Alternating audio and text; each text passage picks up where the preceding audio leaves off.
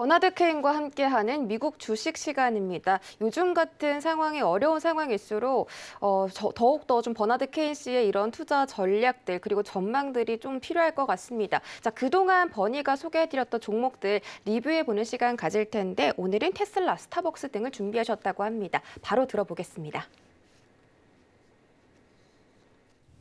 ANET, Arista. So we can see right here that since October, when other stocks have declined, this stock has continued to go higher. Now, we know why we like this stock, because the founder owns $5 billion worth of this stock himself. That's a great thing. The revenues are great. The industry that they're in is a solid industry. It's really growing because they're going to provide the infrastructure for the cloud. So it's a stock that we like, and we want to stay with that stock as long as it outperforms the NASDAQ. Next one. The trade desk. So we had a great outperformance here, and then since then, nothing. We had a big shot up, but it didn't hold, and we're back down again. Next one. Tesla continues to do better. Continues to do better, and has done better since August, September. And don't forget, September, October is when some of these stocks have started to fall down, and not Tesla. By the way, at the top of the market, Elon Musk said he had to sell these shares to be able to pay his tax bill. He sold Tesla at the highs of the market, the highs of the move for the stock. Really astute. Next one. CrowdStrike. Same thing, had done better pretty much this whole time up until about November. Since then has gone down and suffered just like with all the other technology stocks. Next one. Zscaler. Zscaler had done great basically through most of this time. Only lately as it started to break down. Great company though. We want to continue to monitor that one. Next one. Shopify. A classic, okay? Shopify is such a great company, but look at what they've done, and look at what we would have avoided if we just didn't want to stay in the stock as it failed to outperform the NASDAQ. We can see that the moving average lines are flat; they're not really doing anything, and the stock just has continued to underperform. But Shopify is truly one of the great stocks. You could have bought Shopify at the equivalent of, say, $10, and it's at $870 now. Even with all this, it had gotten up to $1,500. Next one. Unity Software. Another one where from August to December, late November, early December, it had done great and it's now underperforming. It's another stock we want to watch. We want to keep thinking about that. Next one. Facebook. So Facebook to me hasn't really done that much over the course of the last, say, 6 years. And I only have the last year and a half, 2 years on this right now. But we can see that Facebook is starting to base, and I want to see if it starts to go back above and be an outperformer. And it's hard to anticipate where the metaverse is going to take us or not take us. It's hard to anticipate is how much of a contribution that Facebook is going to make to that and how much revenues it's going to be able to attract into that. But I think we still need to watch it. Next one. Starbucks. Just not a big fan. And we can see that, and I talked about it before, I thought the president of the company did not own enough shares. He wasn't committed enough to be on the same level of commitment as shareholders were. I think he tried to capture, they tried to pay him too much, and there's a lawsuit that they think that he's been overpaid. I don't think that lawsuit will hold up, but those are all warning flags. And that stock really, from here to here, has not really been a good market performer. It's been an underperformer. Next one. Roblox. A big pop early. Same thing, like this stock could be a big significant factor in the metaverse. Maybe, maybe not. We'll have to wait and see. but not now. It has hit the declines, the same thing as other stocks that suffered.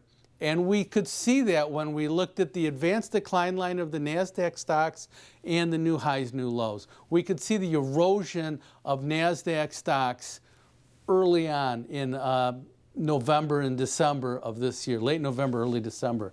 Next one. Snowflake, another one that had a great year going so far, and now it's just underperformed.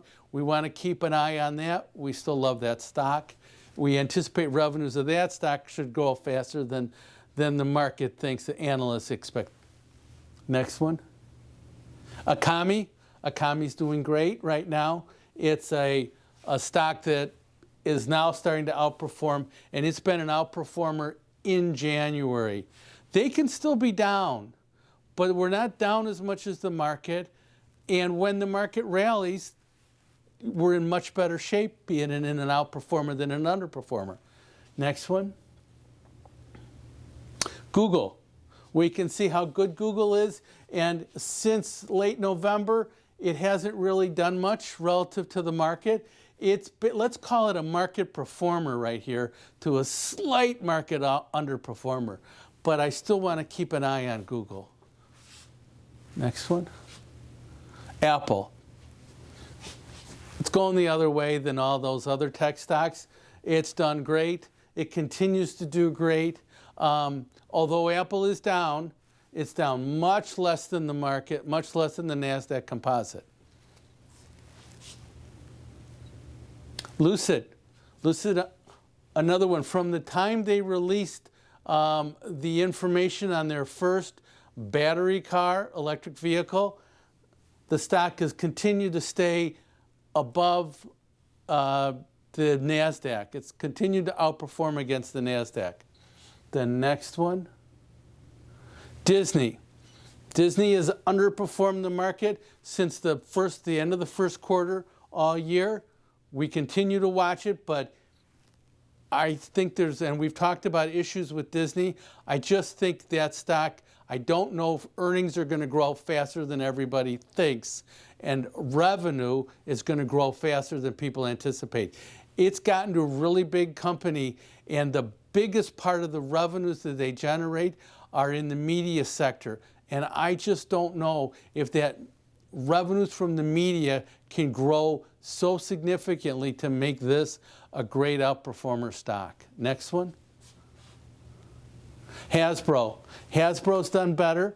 Don't forget, at the end of October, the beginning of November, Hasbro's chairman passed away through I think he had cancer, and they have a new chairman now, and the stock is starting to do great relative to the rest of the market.